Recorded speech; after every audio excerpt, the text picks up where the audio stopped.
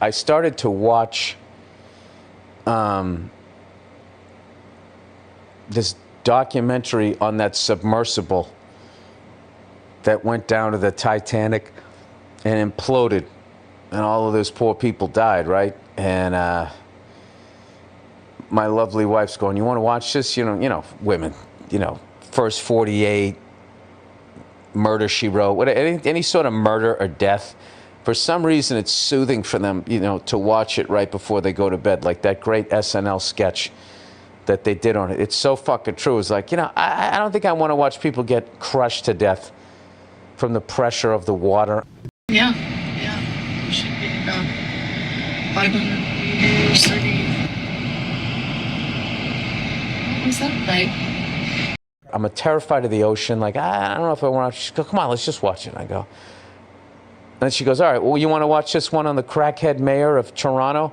Airport, do you have a drug problem? I said, "Rob, they say they have a video of you smoking crack cocaine." And he told me, "Don't worry, buddy, there's no video." Trust me, I've seen it. He is smoking drugs in this video. And I'm looking at his face and what he was accused of and how he was lying and all of that. I'm like, nah, I can watch the real time version of that anytime I want at this point.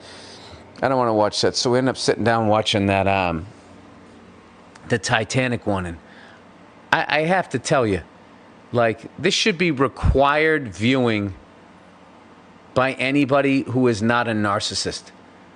I don't even know where to begin with this guy. Full-on narcissist, psychopath. There's this psychological makeup. It's called the dark triad. And any person who's not a fucking narcissist should know about it and should be looking for these traits in people, so you don't date it, you don't work for it, it's not in your life or anything. It's basically three sides of the triangle. It's narcissism, Machiavellianism, and psychopath. And just know that all of those are like, they don't have to be 10 out of 10. You can just be on the spectrum. And that fucking personality, you combine that with the greed of corporations, that personality is what ascends to the CEO level. And it rewards them because every quarter, no matter how much a corporation makes money. Show me the money! Show me the money! It's not enough, and they need to make more. So at some point, what they have to do has to start becoming underhanded, and that's what weeds out decent people. Same thing in politics. Demand? Who are you to demand anything? I run this town. You're just a bunch of low-income nobodies. Election in November. What? Again? This stupid country. Why can't we get somebody decent who's not an absolute psycho to run for fucking president? Because they get weeded out. Okay? Like, you look at war. Okay? You're looking at these fucking missiles just flying into these cities where now, because of cell phones, you can see it. Just regular people walking around on both sides. Okay? Here's the deal. All normal people who don't have that psychological makeup, they couldn't take a fucking crossbow and just ran in a field and randomly just point it and shoot it without fucking looking to make sure they wouldn't hit anybody.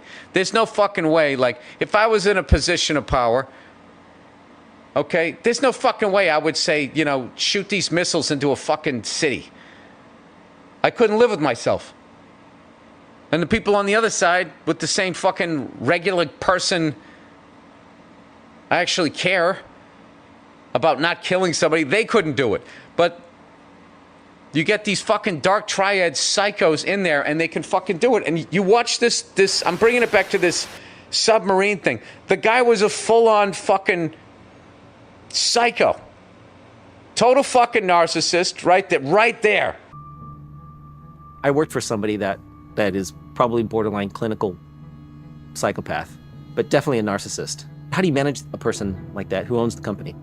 Right, that you cannot get into a submarine, an airplane, anything where your life is at risk and have a narcissist at the fucking controls. He's a god.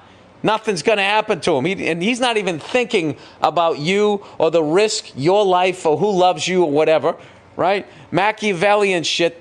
Anybody who blew the whistle on this guy, on his carbon fiber, stupid fucking submarine, he would ruin their lives.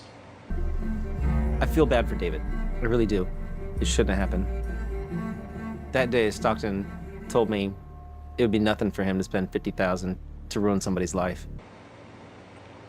And yeah, he's a fucking psychopath in that, psychopath is anything from, you don't have to be an axe murderer. It can be literally like petty theft or whatever. And what this guy was doing was, and lying for no fucking reason.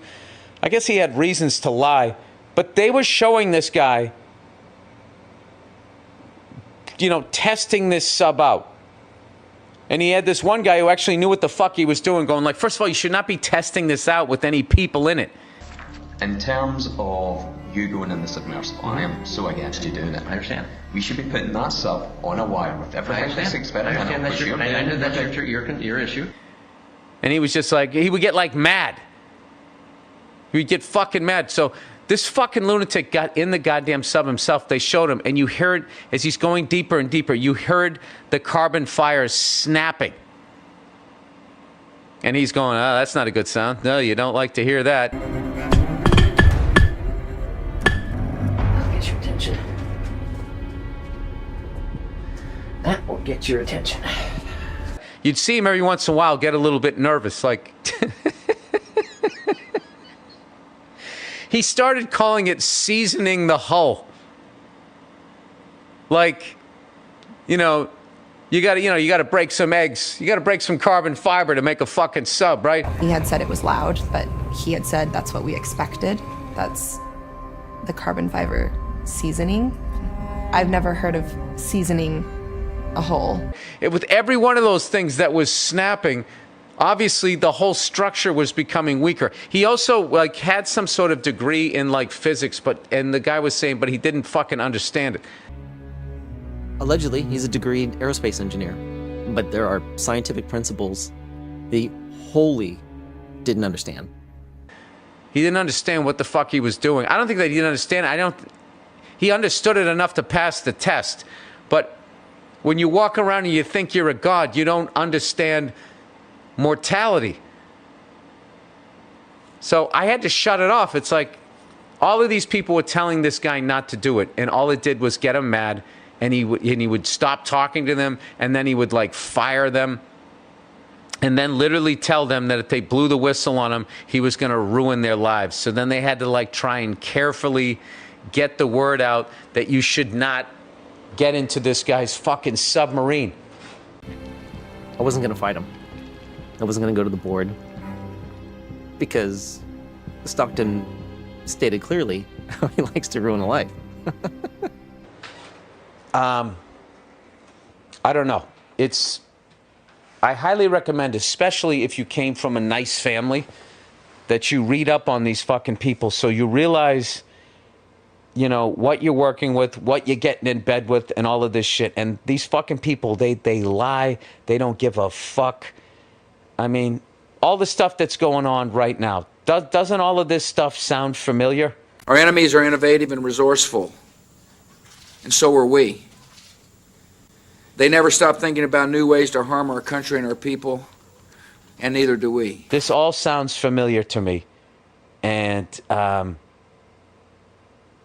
they got this, they got that, we got a blah, blah, blah, we're stabilizing this, we're fucking gonna do that, and it's just like, what are you guys really doing? Because it's never what they're saying. President Bush continues to make his case for an invasion of Iraq. After carefully examining the region, me and my cabinet agree that area is definitely ripe for regime change. All right. But if I can be real about it. Be real, son. Real? Be real, son. Try to kill my father, man. What? And play that. Say word, he tried to kill your father, son. That nigga tried to kill my father! Burn to everything we love, we coming to see you. That's never what they're saying. What is really happening? Well, we'll find out in 20 years or 50 years when everybody's dead, you know. They'll declassify something, and then you'll find out what the fuck's really going on. Would you declassify the Epstein files? Yeah, I would. All right. I guess I would. I think that less so because, you know, you don't know. You don't want to affect people's lives if it's phony stuff in there. But I will tell you, watching that submarine thing, you know, one of the questions I've had, just as a person, is how is war still legal in 2025? How is war still legal? And the reality is because the people that ascend to power have that psychological makeup on all sides. I'm not pointing a finger at any one side. You know, the heads of these terrorist groups to the heads of these countries, they are all fucking psychopaths.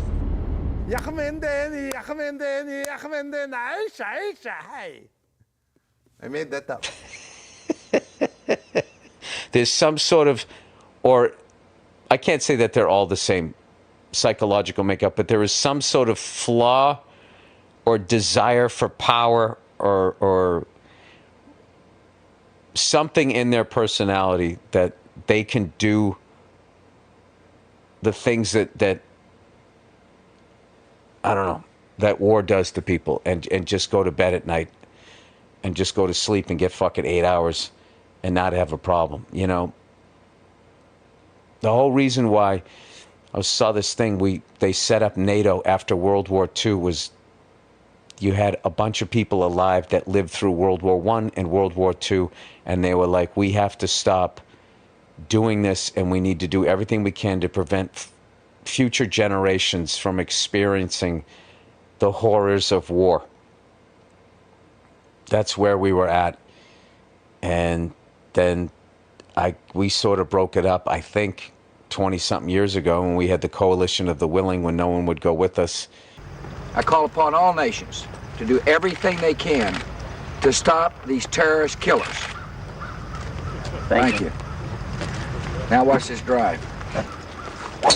And we went around it, and I don't think going around a group like that, in the long run, I mean, obviously that's not, why would you go around something in the long run that wants to prevent the horrors of war? I got a coalition of the willing. I got 40 nations ready to roll, son. Like who? Who the fuck said that? Huh? Anyway, so I highly recommend watching it. It's, I mean, the footage of this guy going under the water and you're hearing the carbon fiber wires snapping.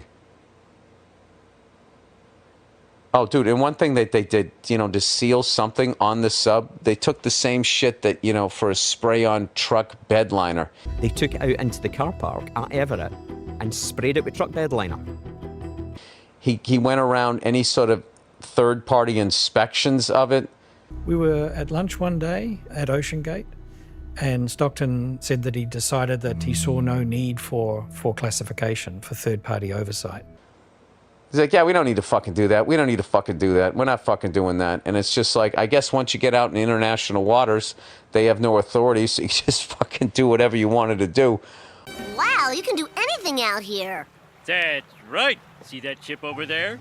They're rebroadcasting Major League Baseball with implied oral consent, not express written consent. That guy and his estate,